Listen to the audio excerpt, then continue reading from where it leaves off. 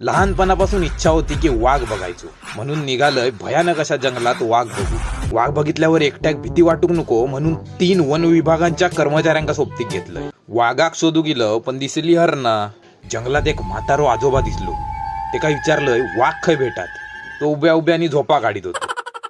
One विभागाच्या प्रमुख अधिकाऱ्याक ताण लागली म्हणून एका धरणाजवळ थांबलं तर धरणात पान कावळे पेवत होते.